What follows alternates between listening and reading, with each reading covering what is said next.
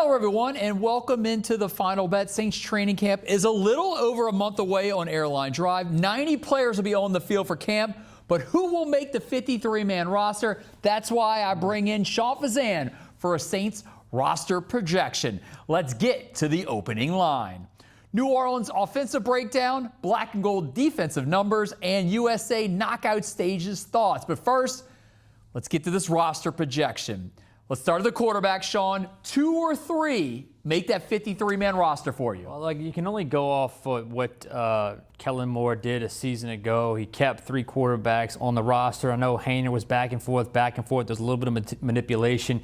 For this projection, my initial projection, I got him keeping 3. I could very easily see him going 2 and giving whoever does not win that QB2 job an opportunity to catch on somewhere else. But right now, I got him going 3. Shuck, Rattler, Wilson. Shuck is the guy. We understand that he's QB1. The battle for QB2 should be pretty good. You know, you got two names that are very recognizable. You understand Spencer Rattler's been in the system for a couple of years now, much more comfortable with the terminology, has started games for Kellen Moore, but hasn't won a lot of games. Zach Wilson has had a bumpy up and down career, was drafted to be a franchise savior. Did not happen for him. He's probably looking at a guy like Sam Darnold as a path to maybe get his starter career back in line. It's not going to happen here in New Orleans, but hopefully this is a stop where he can help his cause. He's different place, but he has won games as a starter. Ultimately, I don't know who wins this battle. If I had to pick right now, I would say Spencer Rattler is ahead, but there is still a long, long way to go. And this will make preseason pretty fun. It'll be pretty fun to watch the QB2 battle. But from a number standpoint, I still have him keeping 3, Shuck, Rattler, Wilson. All right, let's move on to running back. What does that room look like, especially when they got it? You know, we assume that Kamara will be there, but who knows? Yeah, look, you're right. Who knows? But I got to go. He's under contract right now.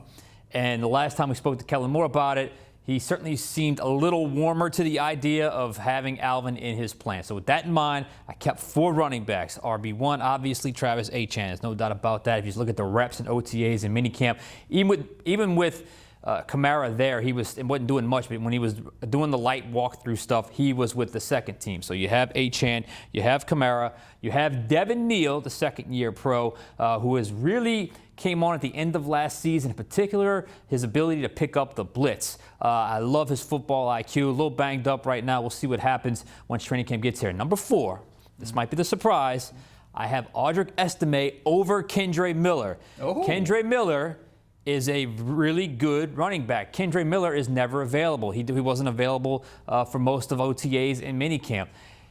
I think the health issues finally catches up to him. Remember, Kellen Moore did not draft him. So you've got a young guy in Estime who actually, when called upon last year, was able to do some decent things. So I have Kendre Miller for the time being on the outside looking in. 4 running backs, Achane, AK, Devin Neal, and Audric Estime. All right, now we move to the wide receiver. This group goes into the teens right now, Sean. They have a lot of dudes at wide receiver. That's a tough group to figure out. It's an insane number of guys. You could tell they're giving themselves some options at this position. They're going to try to probably figure out, mix and match some groupings, personnel groupings. But I have 6. And if you keep 6, one has to contribute on special teams. And the 6 are Olave, Devon Vele, Jalen Polk, Jordan Tyson, obviously your first-round pick, Bryce Lance, who I think is a little bit more of a developmental project, but I think they'd be a little concerned about putting him on the practice squad, and Barry Brown, the LSU star from a season ago, because Barry Brown can absolutely be your kickoff returner, punt returner. But if you really watch what he's done, OTAs and minicamp, he's been a jet sweep guy. He's been a guy that goes deep. Maybe he's a guy they see in the mold of a Rashid Shaheed as a returner and a deep specialist, jet sweep type specialist type player. So that's 6. That's also a very young room. You have Olave, you have Vele, but behind those 2 as a very young room. So very curious to see how that room kind of navigates throughout the offseason, throughout training camp and preseason. So it should be fun. Right now I got 6 wide receivers. There's like 13 or 14 right now on the roster. It is a ton of wide receivers. And Sean, to follow up one thing, Lance and Brown, you can't try to cut them and put them back on the practice squad because somebody could possibly steal them. Of course, yeah. If you move on from them, they have to go to waiver. Someone can put a claim in on him. And look, sometimes we think other teams are going to grab those players that get waived. More often than not, they don't. But in this situation, young receivers got speed. One's got really good size. That you could see another team with a high draft grade jumping in and grabbing that player that became available. So, yeah, they got to be very careful with those players. All right, now we move to the tight end position. 4 guys have started to shine out there. So what you got, Sean, 3 or 4? Numbers dictated 3. But okay. This could be an area where you might see one less in another spot and one more here. But right now, I'm going 3. It's a dynamic group. You have Juwan Johnson, you have Noah Fant, you have Oscar Delp, who really came on the back end of minicamp. 5 catches over the final 2 practices, including a touchdown, third round pick, excuse me. The name to watch, though, is Maliki Mataveo, the 7th round pick from a season ago. Really is starting to figure it out a little bit. He's more in line as he's more of a blocking type tight end, short yarders type tight end. And if you look at the guys they have, Johnson, Fant, and Delp, Johnson and Fant, I wouldn't call blocking tight ends. Delp can do a little bit of both, but you don't have a true blocking tight end. So that may be the way Mataveo gets on. Also, sometimes tight ends have to contribute on special teams. We'll see how it plays out, but right now I have 3 tight ends. And finally for this block, offensive line, Sean. I feel like they got the starting 5, and then after that, you can get some intriguing names there. Well, here's the thing. In the NFL, it's basically impossible to have quality offensive line depth. Numbers dictate you have to have numbers in other spots. There is a natural thinness to this group, and it's a shame because it's the highest rate of injury. And when there's an injury here, you can really get exposed if you don't have that quality depth, but it's very, very hard to find. In saying that, I actually like the way the Saints stand 1 through 7. You have Banks, you have Edwards, you have McCoy, you have Cesar Ruiz, you have Taliese Fuaga. I love their 6th man in Dylan Radins, who started games for you a season ago. To me, was an upgrade over Trevor Penning at that left guard spot, can also play tackle. And then you have the young 4th round pick in Jeremiah Wright. Developmental project, but a guy they really like. They loved him at the Senior Bowl. So that's 7 quality offensive linemen. For this projection, I kept 8. And this is where they're vulnerable. It's if McCoy is still battling injury throughout the season, which he has done the last couple of years, who do they turn to? The only guy with center experience, and he's not a natural center, is Torricelli Simpkins. So that's why I have him as the 8th player, the 8th offensive lineman. If McCoy goes down, do you shift Ruiz back to center, shift him inside, and then you go with the backup guard? Those are all questions you hope you never have to answer. But last year, if you recall, Luke Fortner stepped up and did really good work. That was a big loss for the Saints when he was able to sign with, I think it was Carolina, if I'm not mistaken. So losing him as a quality depth piece was difficult. So Simpkins is the guy right now, but it would not shock me if the Saints go looking around for a veteran backup center at some point. And Sean, some people out there could be disappointed with what Cesar Ruiz did this season. If Ruiz is going to get pushed in camp, is it going to be Radins? Who would battle with him, a right guard, to try to steal his job? It would be Radins. It would be Radins. He's a guy that, like I said, very steady, knows exactly who he is, and he's one of these spot starter type players. So he's comfortable being the guy that's coming off the bench. He's comfortable if he's got to start. If you're in that role as an offensive lineman in the NFL, you got to be versatile. He's got that versatility. Play on the left side, play on the right side. I think it would be Radins that would push Cesar Ruiz in that scenario. So Jeremiah Wright isn't ready just yet. It's going to take a little while being a rookie offensive not line. right now. But as we've seen in years past, the Saints are not afraid to play rookies along the offensive line. You talk about Fuaga, you talk about Banks, heck, Ruiz when he was a rookie here. So he may not be ready right now, but he could get there at some point. So it wouldn't be a crazy concept for him to maybe battle as well. Welcome back into the final bet. All right, Sean, let's start on the defense, and let's go with interior defensive linemen. Who you got?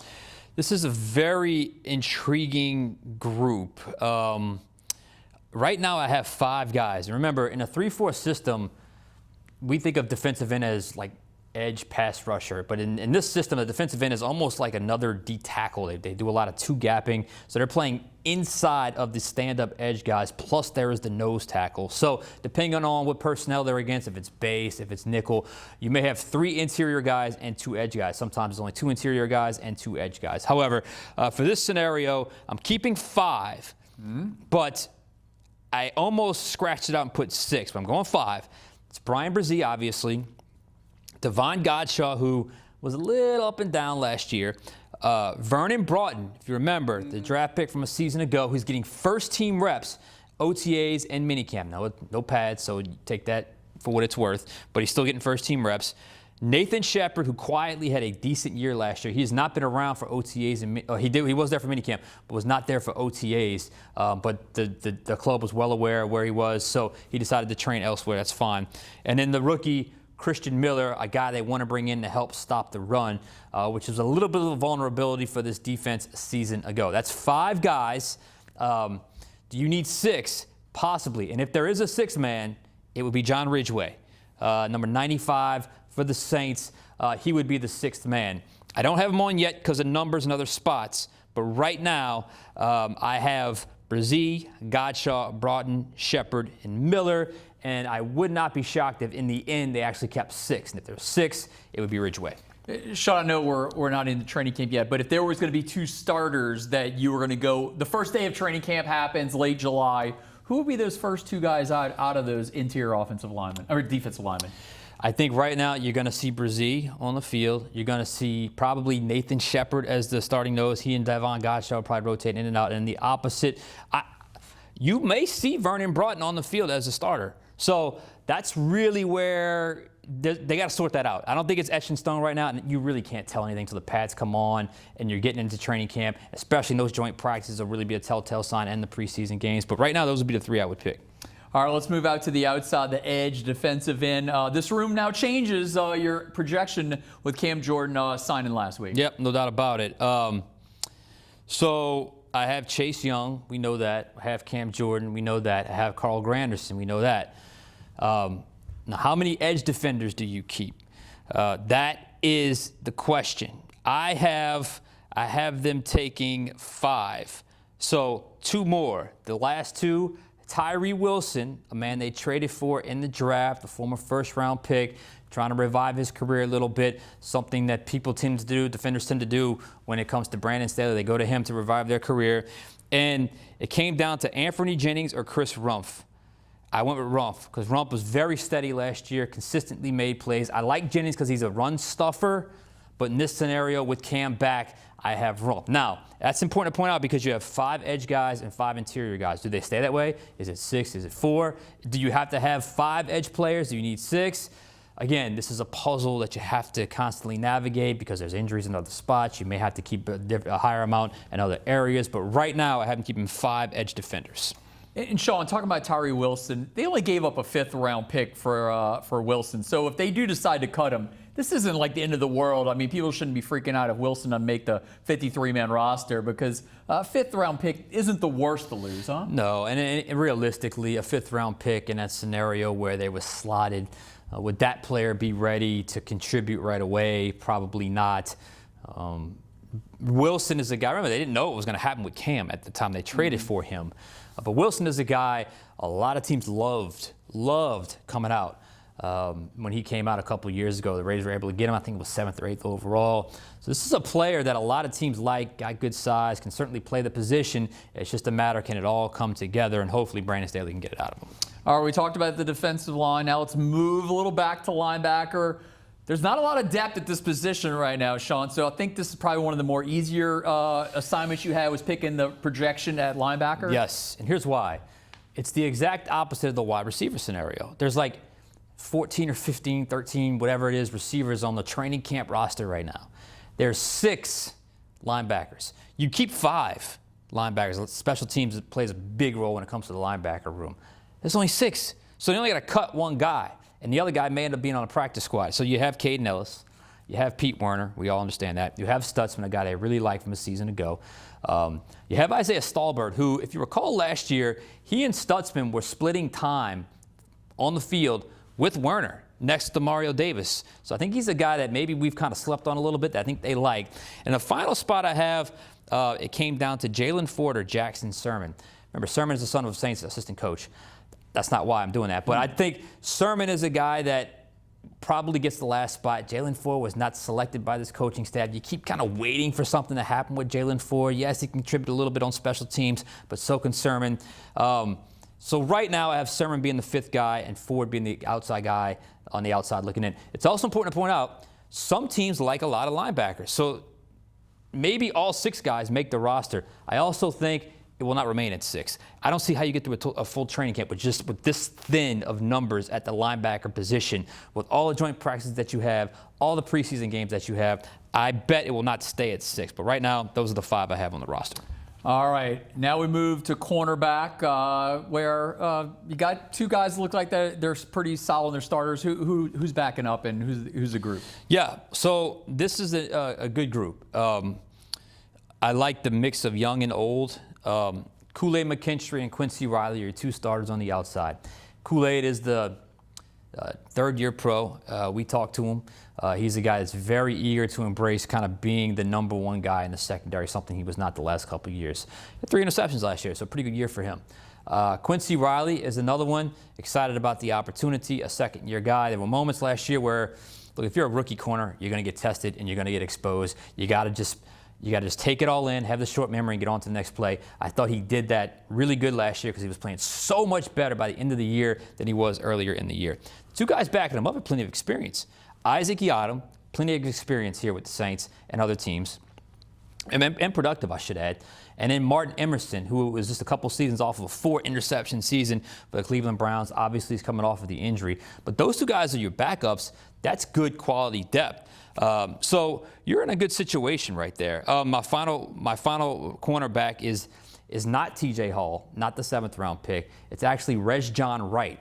He's a guy, when you watch OTAs and you watch minicamp practice, you're just kind of watching, and oh, there's a pass breakup. Who was that? Oh, that's Rejjon Wright. He doesn't really jump out because you're not really thinking about him. You're not really looking for him. But all of a sudden, you just keep jotting down your notes. This guy made a play. This guy made a play. It's always the same guy. It's Rejjon Wright. So if you go by what you're seeing, to me, Rejjon Wright is more ready to be on an active roster than T.J. Hall. And then staying with the secondary, we had the safety, and I guess I could put the star position in there also. That's what I did. Yeah, that's what I did here. Jonas Sanker, depending on how you view the star position, could be viewed as a cornerback, so take that what it's worth.